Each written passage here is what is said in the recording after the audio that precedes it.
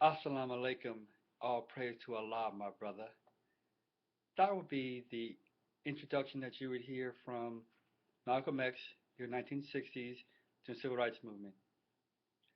That Malcolm X, Nation of Islam minister, is different than the Malcolm X post Mecca, post Hajj, also named El Hajj Malik El Shabazz.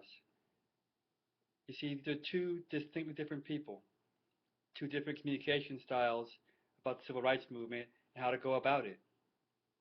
They do have one thing in common, though. They were both born Malcolm Little from Omaha, Nebraska. Their father was Earl, a civil rights activist during the time, who was unfortunately murdered by those who were not in tune with blacks having equal rights. His mother, Ella, tried to raise him and his siblings, but unfortunately had a mental breakdown. Thus, Malcolm Little decided to go live with his sister in Boston. Now, once Malcolm Little got to Boston, he discovered a whole new world.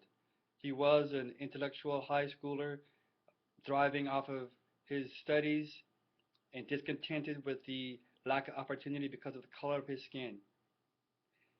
In Boston, he found drugs, cocaine habit he developed, marijuana, gambling, women, and crime. That crime ended him up in jail for 10 years. Now, during this time in jail, he found Nation of Islam. That's where we meet Malcolm X. He removed the little from his last name, as customary with those from the Nation of Islam, and replaced it with X, symbolizing a break from the traditional slave master's name assigned to African Americans at the time, and replacing it with the X, the unknown ancestry back in Africa. Now, this Malcolm X was a force to be reckoned with. He took to the teachings of Elijah Muhammad, the leader of the Nation of Islam, who is claimed to be a messenger from Allah. His beliefs, his ideology was ingrained into Malcolm during his time in prison, and after his release, he began to promote those same teachings of Elijah Muhammad. Elijah Muhammad's teachings changed Malcolm X. He quit his cocaine habit, he remained celibate up until his marriage, and he revered the teachings of Elijah Muhammad, his mentor and his idol. Now, the teachings of Elijah Muhammad that Malcolm X continued to echo was about black supremacy, separatism, equal rights, but the eventual downfall of white America to the hands of a rising black America. This did not sit well with the nonviolent civil rights movement pushed by blacks at the time, like Martin Luther King, and it made the whites at the time uneasy because they were fearing that Malcolm X would then try to stimulate some sort of armed revolution against the government or in order to create this black supremacy nation that he talked about so vehemently. The issue became that Malcolm became very well known for his ability to speak clearly, to speak well, and speak with intellect. He was debating with other people on television shows and radio shows. He was not easily disrupted by the whites who continually challenged his ideas and challenged his teachings or the teachings of Elijah Muhammad. You could hear the acidic tone in Malcolm's voice in many of his speeches or many of his interviews. He based most of the ideology upon the teachings of Elijah Muhammad. You hear him referring to Elijah Muhammad often in his speeches and often in his interviews. These teachings were the basis for the output of Malcolm X at the time. Now, Elijah Muhammad was not what he seemed. He was not as pure as he was preaching, and he was not the leader that Malcolm X thought he was.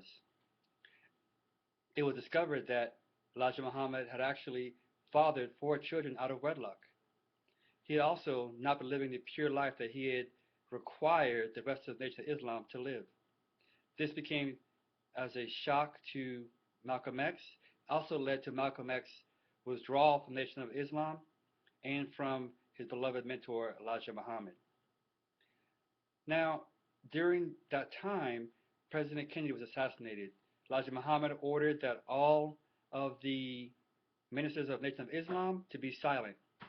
Malcolm X refused. He spoke out about the assassination, which many whites took it as a support or some sort of call to arms or some negative event that cast a negative light on the Nation of Islam.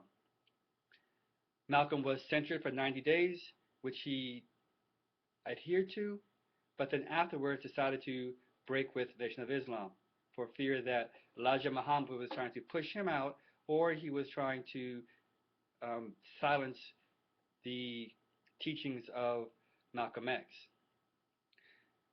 Once Malcolm left the Nation of Islam, he decided to take a Hajj, or a trip to Mecca. This is where Malcolm X ceases to be Malcolm X and becomes El Hajj Malik El Shabazz.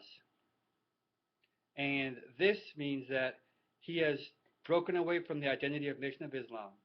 On his Hajj, his trip to Mecca, Malcolm X realized that many of the teachings of black separatism, the white man was evil, that was given by Elijah Muhammad were false, were wrong. He encountered many people of different religions, different races, and those who of different races that shared the Islamic faith. The white people who also believed in the things that he believed in. This caused Malcolm to have a more inclusive approach to the civil rights movement, vice the separatist approach.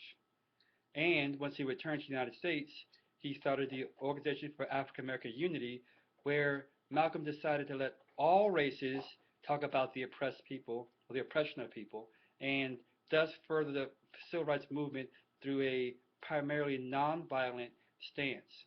Although Malcolm did advocate the violence can be used to defend oneself, but not as a primary means to cause social change. The Nation of Islam saw Malcolm as a threat. Now, this Malcolm was no longer the Malcolm that led many of the ministers of the Nation of Islam, nor is this the Malcolm that spread the Nation of Islam's teachings. This was a Malcolm that had completely changed his point of view, changed his ideology, and based it not on the teachings of Elijah Muhammad, but on Islam, the basis of his faith. Now, this caused a huge point of contention for the Nation of Islam. On February 21st, 1965, Marcus Little, Malcolm X, Al-Hajj Malik El-Shabazz was assassinated by gunfire. These were two different men, Malcolm X and Al-Hajj Malik El-Shabazz. The two of them shared their passion for the civil rights movement, but how they projected their message, how they communicated with the people, and what their ideology was based upon were completely different.